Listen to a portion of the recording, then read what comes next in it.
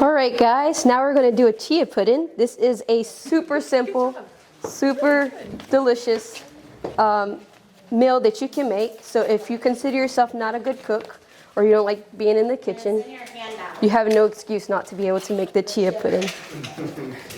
So this recipe actually only has 4 ingredients. So it's really, really quick thing that you can make. You can eat it for breakfast, or you can even prep it or have it as a dessert. I've never had it as a dessert, but you can do that. So some of the things that you're going to need is chia seeds, of course. In the recipe, there's cinnamon and there's maple syrup, and we're going to be using almond milk, but you can use any kind of milk you want. And then I have here my utensils. I have this measuring cup, a whisk, and a bowl. So we're going to start with the chia seeds. I'm going to give you a couple of facts. These chia seeds, they're tiny, but they're mighty. They're packed with nutrients. These seeds come from a plant called Salvia hispanica. Can you guys say that? Salvia hispanica. Good, good. Okay. Good job. You guys did good. So these seeds, they absorb up to 10 to 12 times their weight in liquid. So something I learned is that if you eat these seeds dry and they go in your stomach and they absorb the water that's in your stomach, and so you'd find yourself being dehydrated. So be careful when you eat them dry. So they're a good source of fiber, omega-3, and minerals.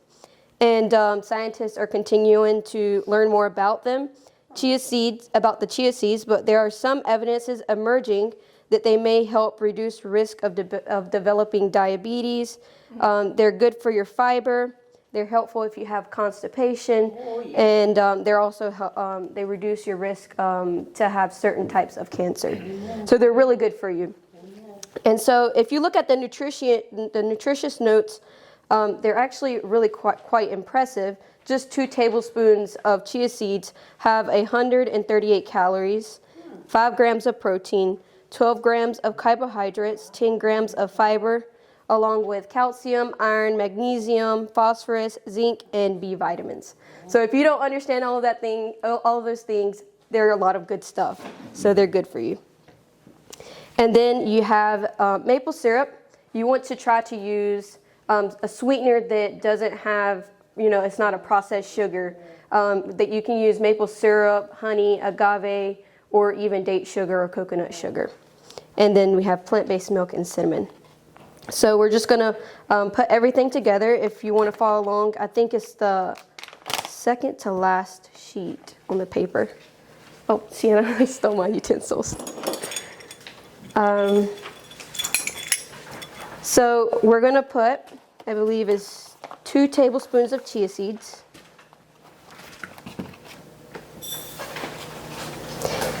And chia seeds, I think they take like 5 to 10 minutes to actually swell up. But if you want to eat it like soft and tender, you want to have it like at least 2 hours or overnight for it to truly soak up everything and be the texture that you want to have it.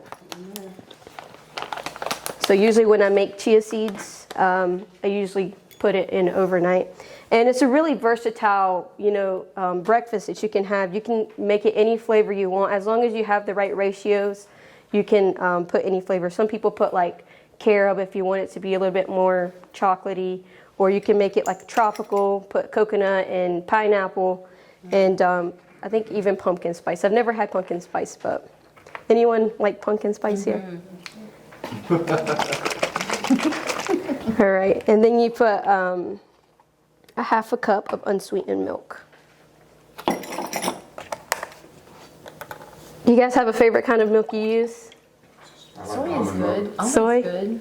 Yeah. Use oat milk that you make just from oats. Yeah, Country Life, we did a video on that, on a recipe on oat milk. Making your own oat milk. It's really simple.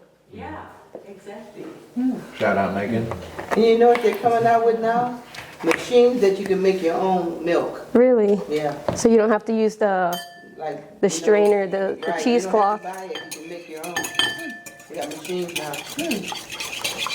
A couple of common mistakes people make while making chia pudding. Not that you can mess it up entirely, bad, but Sometimes you can have your chia seeds to be too thick, or you can make it too thin, or it'll get clumped up.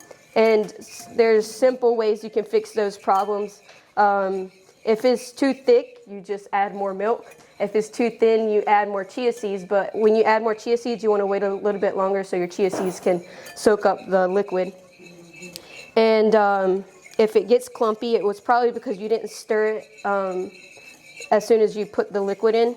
So there's an easy fix to that. You can just grab a spoon or a fork and just like play with it until it like separates. And you know what too, if you want to use like what you're doing to make a drink and put that in a drink like some people do, they got these containers that you can buy with a little plastic or metal ball in them.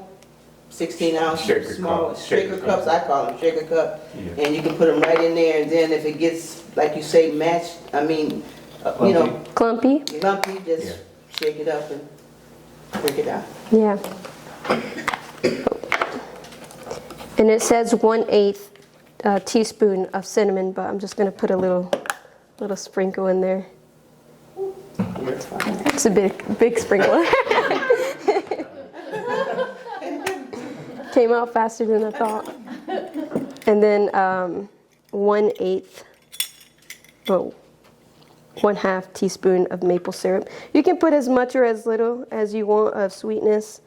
Some people say that they made chia seeds and it didn't have flavor, but you can always add more to it. And then you just let it sit and it'll absorb the water, and there's your chia pudding. And then after you make it, you can put anything on top. You can you can put whatever you want on top. Like most people put like fruit, berries, granola, coconut shreds, honey. Have an example bowl here that I made. If you guys want to see. Oh, wow. Yeah, it was Wow, good. Very pretty too. Thank you. We try to make it cute and presentable. But yeah, that's how you make chia pudding. Okay. Now, what do you call it? Chia what? Chia pudding. Chia pudding. Okay. Yeah. Chia pudding. All right. Yeah.